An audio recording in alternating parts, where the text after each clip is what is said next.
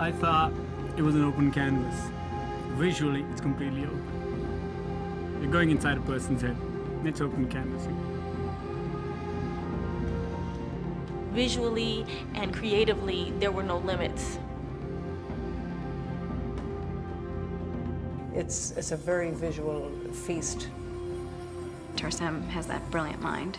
He's really extraordinary. I have so much respect for him. He is the main reason that I took this project, is just because I know his work, I've known him for some time, and I admire his vision.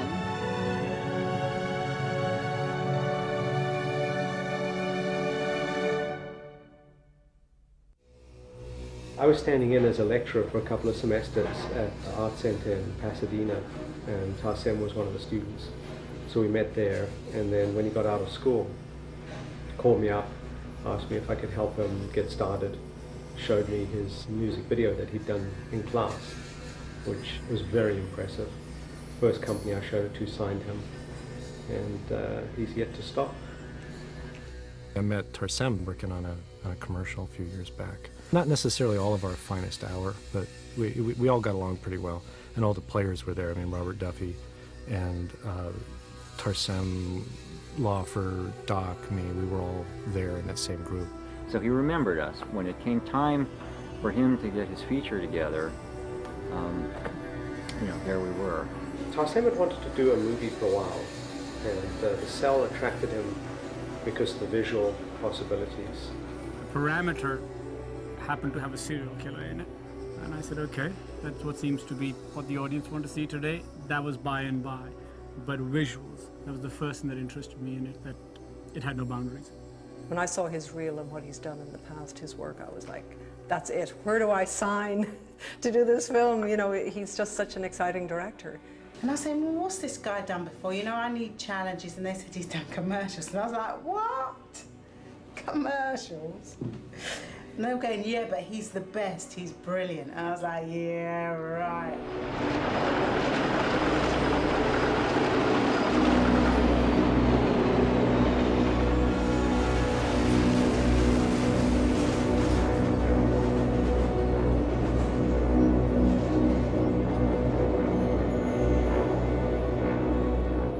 Good boys, excellent crane move.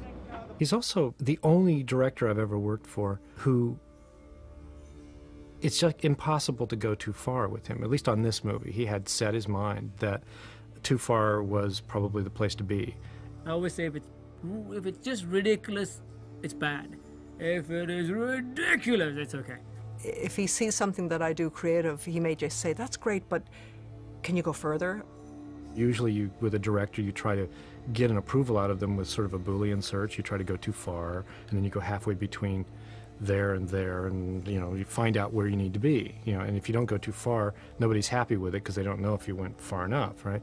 Well, you'd go too far, and then he would say, well, could you do this? And that was that direction from too far. You try to jump farther yet, and he'd say, well, that's good, but how about, and we just kept going. Most of the time, we never got too far for him.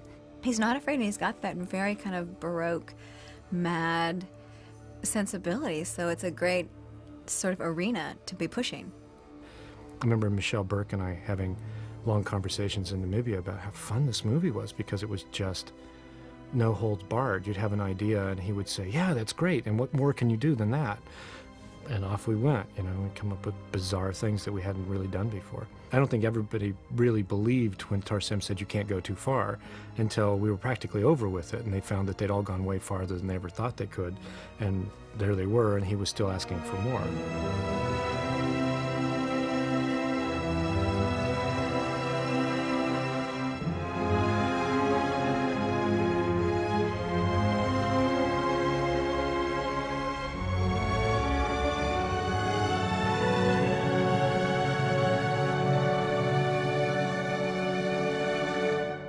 Well, I think Tarsem likes to shock. He likes that jolting imagery.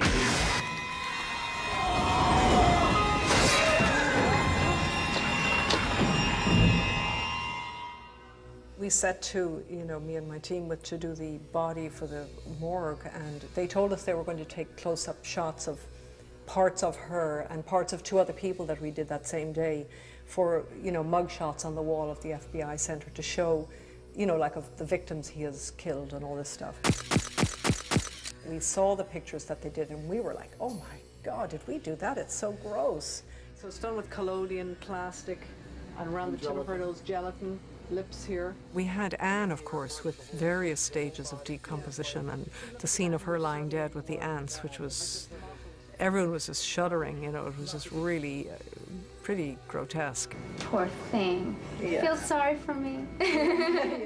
That scene was inspired by Tarsem when he saw some forensic documentation of some police footage of some body. It was a gangland person, and they shot the body and it was lying there with the eyes open and there were ants just crawling across the face, and he was very intrigued by this image and showed it to me and wanted exactly that idea. We could have done a prosthetic head, but we didn't because we had time restraints and everything, so she agreed that she would just lie down and do it, but she was pretty brave. I've conquered some pretty big fears doing this. Yeah, you have. When I first read it, I thought that it wouldn't be very interesting to do another kind of a movie about a killer, you know. I mean, not because I've done a lot of them, but because there's a lot of them made, you know. But then I met the director, you know, Tarsem, and we had some great conversations, and the ideas that he had, and the way he was going to approach it, and what he was going to try and get away with. It intrigued me, and then when I agreed to do it, we started to talk more extensively about it, and my interest grew. D'Onofrio, I think, is actor's actor, and they didn't know need to say anything more. He's this big guy, and you're thinking like, should I feel threatened or can I hit him on the head? You just didn't know which way to go with it. It just didn't eye you, didn't do anything, and he just came out as that person with the wig, and I just knew all I have to watch is that, you know, I film him, because it was just one of those things that you just record what this man is doing. You don't need to tell him anything, because he'll do it for you. The great thing about Tarsem, he knows exactly what he wants in every single frame. And sometimes I had to film. I was like, wait a minute, can we just like try different things first? He's like, this is what I want you to do, which I love. That's what you want from a director, direction and knowing that this is the vision they have, and they're gonna help you get there whatever way you can. When there's nothing there, if you're working with blue screen, or the actors are not there because they have this elaborate makeup, and he's like, okay, you know, Vince will be saying to you this. I'm on a close-up of your face. I need you to cry. You know, I'm like, okay.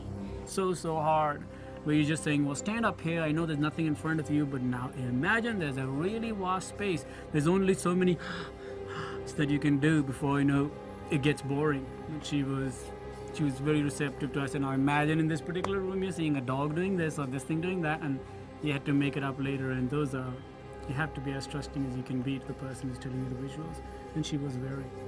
Well, I like Tarsem very much. I think he's very talented. A lot of movies that you see look like movies of the week.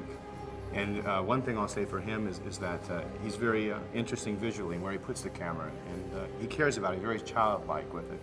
Some of the best directors that I've worked with have that approach, so that's exciting, working with Tarsem. And then I got a bonus, which I didn't know in the contract, which is Jennifer has a large posse, I think they refer to themselves as, that come to the set and hang out. So I've gotten to shoot some street slang with them and hang out with them, so that's been fun as well.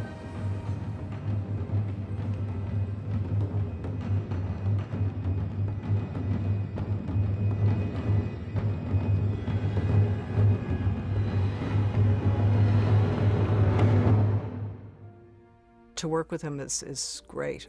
I think he'll be in my journals as being one of the amazing directors that if he called, I'd perk up and get excited and want to work with him again. He's just highly visual, and he's the type that'll push you to further than you ever thought you could go creatively, and I love that. I just thought if I could pull a group of talented people that hadn't really worked together before, and we had such an open canvas, we could design something that I think would be out there.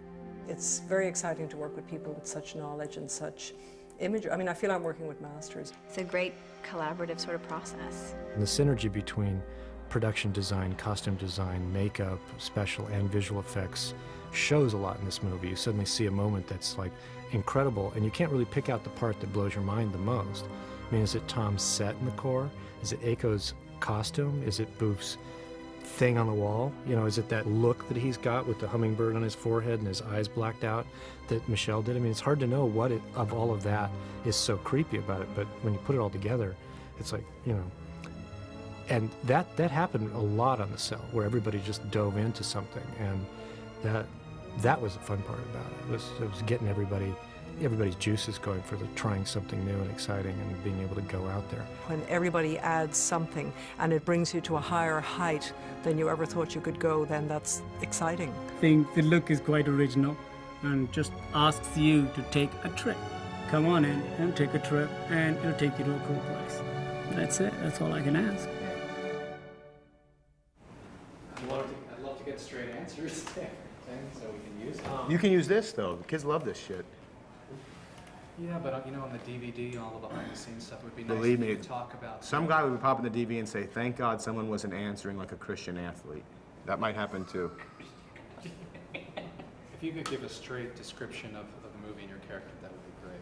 I gave you some straight, though, didn't I? Yeah, you gave us some straight, but... You want a little more? Yeah, Let's go a little more straight. Yeah. And if I throw something in there, it's not your responsibility. You did all you could. All right, yeah. Let's give us... I'm the bad guy. Have DeLuca call me.